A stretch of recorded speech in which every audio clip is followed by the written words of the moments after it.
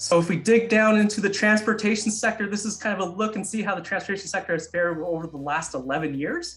So starting in January 2010, as many of us know, transportation has been growing like crazy in the region. So in January 2010, we had 59,000 jobs in the transportation and warehousing sector.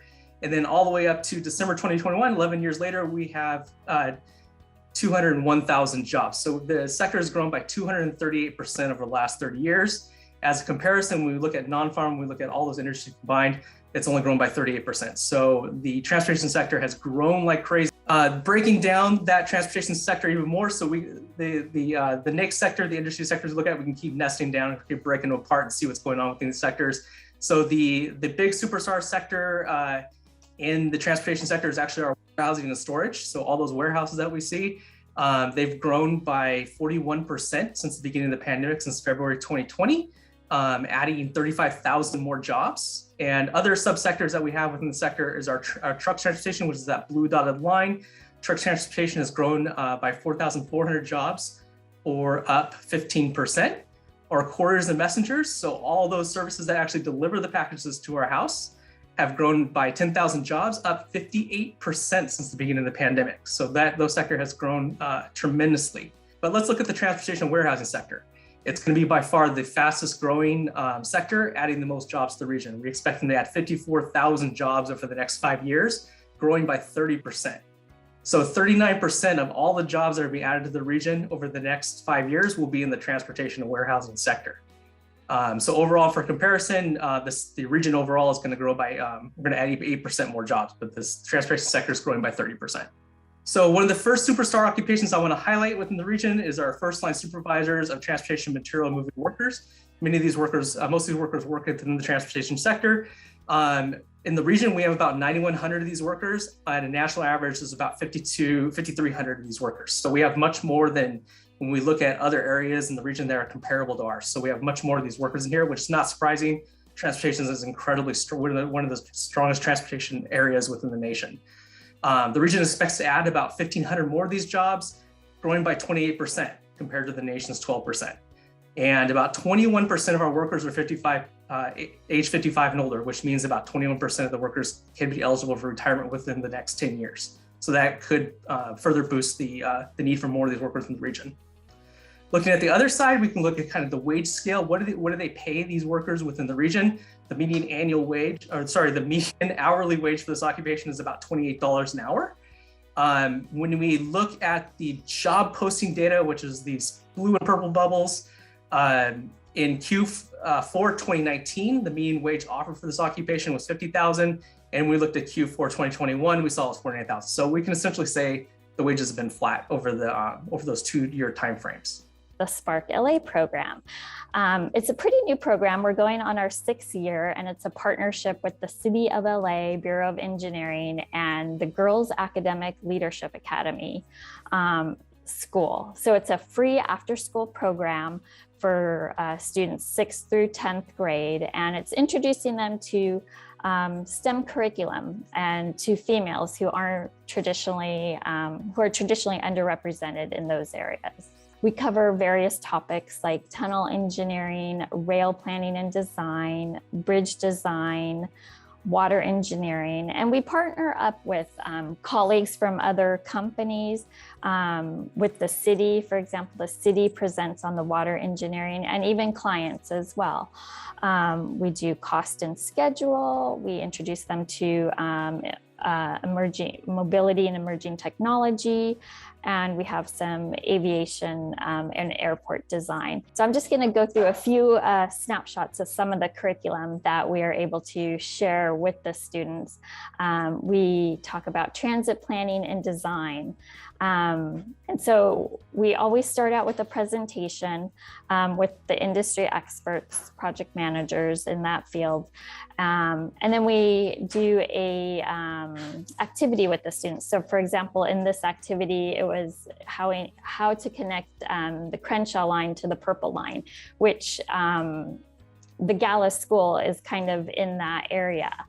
And we were able to take them on like a virtual field trip to, through the Crenshaw project and teach them about alignments and stations and tunnels and the process of choosing the alignment, deciding what are like the travel needs and engineering feasibility, is there political support, impacts to the community, and construction costs. And then something very unique about the Gallus School is they actually had a flight simulator, and one of our project volunteers has a pilot's license, so he's able to walk them, through and show them how to, fly a plane. So some of the benefits of the SPARK program, as you have seen, it's hands-on activities with industry professionals. So their students are actually learning, from people who actually work in these fields. So it's good exposure to, the engineering field and design field. Not all the students know each other. Some do, some have classes with each other. So they, get to meet new friends, and they're building critical thinking and leadership presentation skills. Since this is a all girls school, it empowers women and minorities.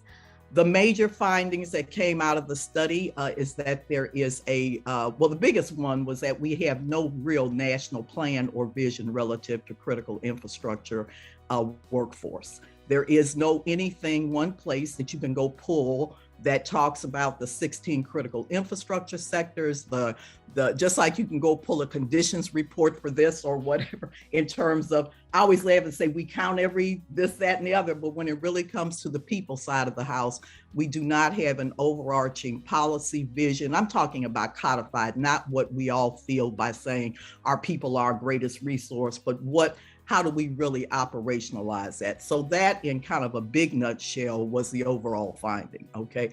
Now, as you looked at the big pieces, a disconnect between a worker readiness disconnect between what traditional education does and the actual career readiness portion, the work portion, okay? And so the finding that we really had is that there's really a disconnect, and you don't find that disconnect to the same extent as we have in the United States. For the most part, the educational preparation portion is taking place through the traditional education system, and the worker readiness portion is really taking place by the employers, and that's public and private employers.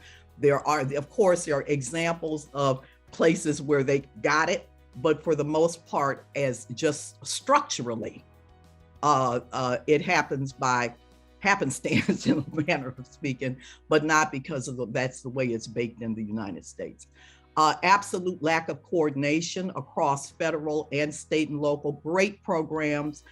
This is, these are not criticisms to say, but it's just reality. Very siloed, great programs taking place, but right hand and left hand across the federal departments. Of course, if you don't get it at the federal level, it's difficult to anchor it at the state and at local and regional levels, but a lot of lack of coordination, okay? And so that means that there are good programs and things that are taking place, but we're not even getting the true value of those best practices, lessons learned. The sectors themselves are siloed. Even within the sectors, we're siloed, okay? And I think we candidly see some of that today. Great programs going on, but this person's over here, this group is over here, that group's over there. And there's, once again, nothing that really comes to galvanize and put that together.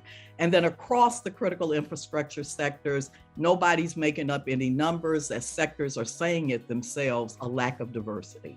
And a real lack of diversity when it comes to women and when it comes to people of color, okay? There certainly has been some progress, some real progress that's taken place over the last 10-year period of time, but a lot more work to go. And we see a lot of concentration, a lot of clusters, and just plain old persistent underrepresentation that has been taking place across the sectors. Okay, and so that's how we take it. Okay, these are the 16, the big 16 I was talking about. These are truly the defined critical infrastructure sectors in the United States. You see the big four on the lifeline sectors: energy, transport, water, and comms. Okay.